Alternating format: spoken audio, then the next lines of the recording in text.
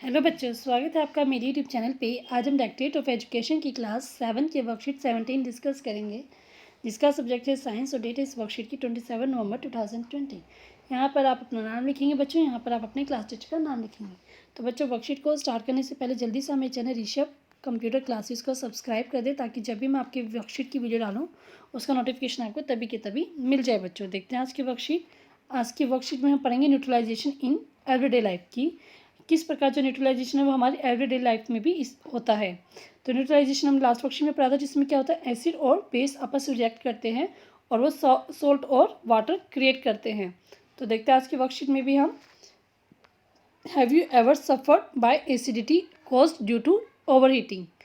तो इसमें पूछेगा कि क्या कभी आपको एसिडिटी हुई है, किस वजह से, ज़्यादा खाना खाने की वजह से। You can also discuss it with your family members. आप इसको अपने फैमिली मेम्बर्स के साथ भी डिस्कस कर सकते हैं। It is very painful condition that is cause due to excessive release of acid in our stomach. ये बहुत ही दर्ददायक सिचुएशन होती है जिसमें जो हमारे पेट होता है उसमें ज़्यादा एसिड रिलीज हो जाता है। ठीक है, तो वो उसको क्या बोलते हैं, हम एसिडिटी बोलते हैं बच्चों। तो acid, let's think what causes burning sensation on and string. तो इसे पूछे, जब जो चींटी काटती है उसके काटने पे हमें जलने की सेंसेशन होती है, वो किस कारण होती है। This all are due to either some kind of acid or basic, किसी अम्ल या क्षारक की वजह से होती है। तो रीज़न हम अभी देखेंगे इस वर्कशीट में इसका। तो फर्स्ट हम देख रहे हैं इंडाइजेशन क्या होता है। पहले टर्म्स है, फिर इनका हम सोल्यूशन देखेंगे। तो इंडाइजेशन, ठीक है। Our stomach contain hydrochloric acid, it help us to digest food.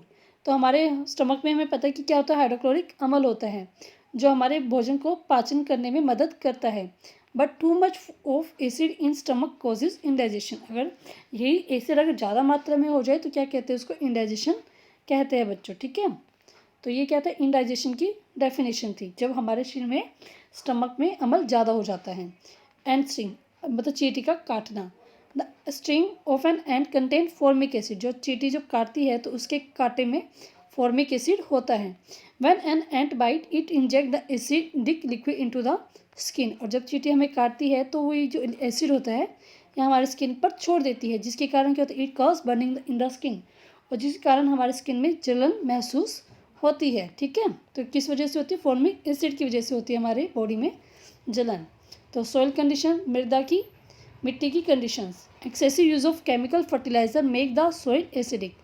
अब क्या होता है, हम अच्छी फसल लेने के लिए क्या यूज़ करते हैं बच्चों, फर्टिलाइजर यूज़ करते हैं। लेकिन अगर ज़्यादा मात्रा में केमिकल फर्टिलाइजर यूज़ की जाए तो ये क्या करते हैं, हमारी मिट्टी को एसिडिक बना देते हैं। Plant do not grow well, और पेड़ पौधे क्या है वो अच्छे से ग्रो नहीं कर पाते।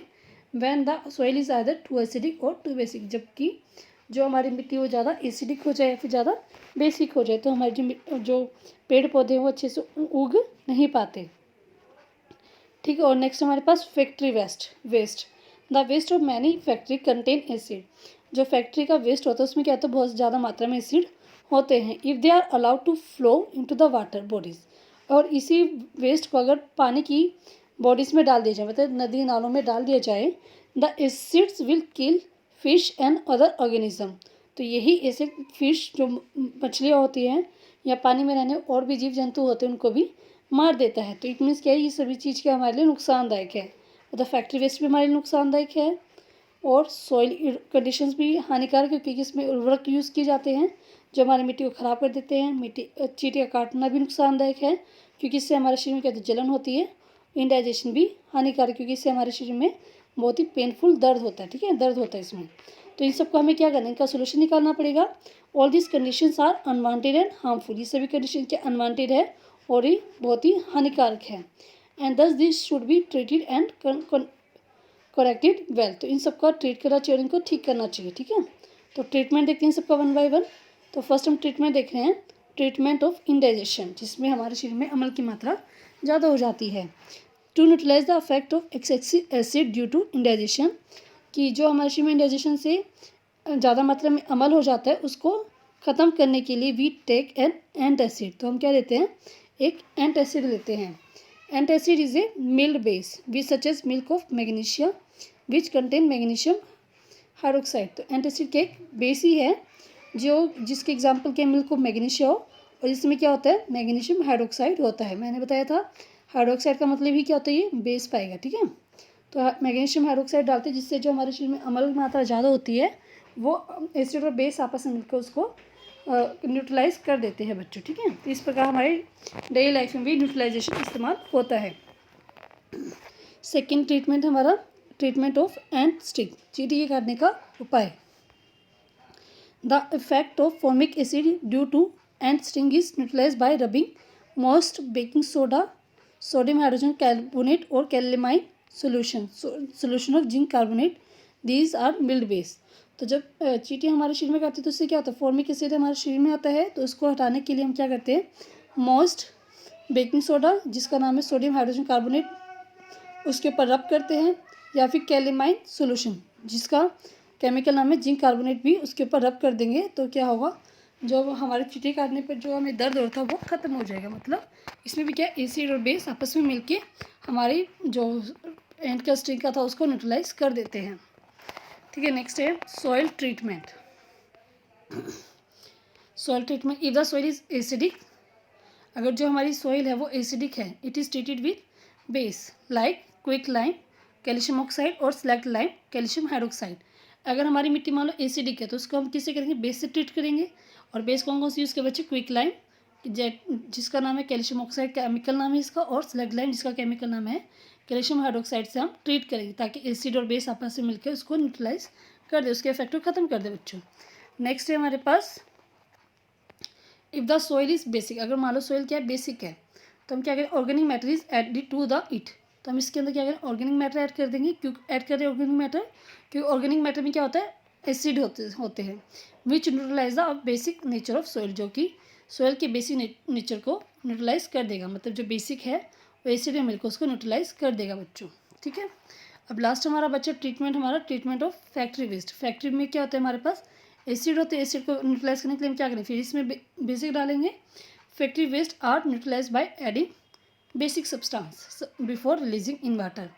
तो वही फैक्ट्री वेस्ट अगर आपको पानी में रिलीज़ करना तो उससे पहले आप उसको उसमें क्या मिलाएंगे, बेसिक सब्सटेंस मिलाएंगे ताकि वो एसिडिक जो उसका नेचर था वो ख़त्म हो जाए बच्चों, ठीक है। बहुत ईजी वर्कशीट थी। अब हम करते हैं इस वर्कशीट के क्वेश्चन आंसर। फर्स्ट है व्हाट इज़ इंडाइजेशन। इंडाइजेशन क्या था, जब हमारे शरीर में क्या होता है, एसिड की मात्रा बढ़ जाती है, उसको क्या कहते हैं, इंडाइजेशन। तो पूरी डेफिनेशन आपको यहीं से लिखनी है, तो आपका फर्स्ट क्वेश्चन का आंसर हो जाएगा, ठीक है। सारे क्वेश्चन आपकी इस वर्कशीट में ही है। नेक्स्ट है व्हाट इज़ एंटासिड। एंटासिड क्या है, जो हम चींटी के काटने पर लगाते हैं उसको बोलते हैं एंटासिड। तो ये antacid is a milk base such as milk magnesia and which contain magnesium hydroxide. ये आपका सेकंड क्वेश्चन का आंसर हो जाएगा बच्चों। नेक्स्ट है dash and dash are use to neutralise ant sting. चींटी के काटने पर कौन कौन से केमिकल का हम इस्तेमाल करते हैं न्यूट्रलाइज करने के लिए, तो आप इसका आंसर लिखेंगे। फर्स्ट आप लिखेंगे सोडियम हाइड्रोजन कार्बोनेट और जिंक कार्बोनेट, ठीक है। जो आपका क्वेश्चन नंबर 3 का आंसर होगा। फर्स्ट ब्लैंक में आप लिखिए सोडियम हाइड्रोजन कार्बोनेट और जिंक कार्बोनेट। अगर आप ये नहीं लिखना चाहते तो आप ये भी लिख सकते हो। पहले ब्लैंक के मोस्ट बेकिंग सोडा, ये दोनों एक ही नाम है, और इसकी जगह आप ये भी लिख सकते हो, दोनों एक ही नाम है, ठीक है। तो आप कंफ्यूज मत हो ना। तो आप केमिकल नाम लिखना चाहते हो दोनों केमिकल नाम लिखना, अगर इसके ये वाले नाम लिखना तो आप ये वाले नाम लिखना, ठीक है। तो ये आपका थर्ड क्वेश्चन का आंसर हो जाएगा बच्चों। नेक्स्ट है how can you treat basic soil. तो बेसिक सोइल को आप कैसे न्यूट्रलाइज करेंगे, तो बेसिक सोइल हमने यहाँ पे पढ़ा था। If the soil is basic organic matter is added to it, organic matter is acids which neutralise the basic nature of the soil. हम उसमें क्या करेंगे, ऑर्गेनिक मैटर ऐड कर देंगे ताकि उसका जो बेसिक नेचर है वो न्यूट्रलाइज हो जाए बच्चों। तो इस प्रकार ये पूरी वर्कशीट बहुत ईजी थी, हमने कंप्लीट की है। अगर आपको बच्चों वर्कशीट अच्छी लगी है तो वीडियो को लाइक करें, कमेंट सेक्शन में बताइए कि आपको ये वीडियो कैसी लगी है, ठीक है। और शेयर करिए मेरी इस वीडियो को अपने दोस्तों के साथ अपने क्लास ग्रुप में, और मेरे चैनल को सब्सक्राइब करना बिल्कुल भी ना भूलें बच्चों, ठीक है। जल्दी से जल्दी सब्सक्राइबर बढ़ाए मेरे, ठीक है। थैंक यू बच्चों, थैंक यू वेरी मच।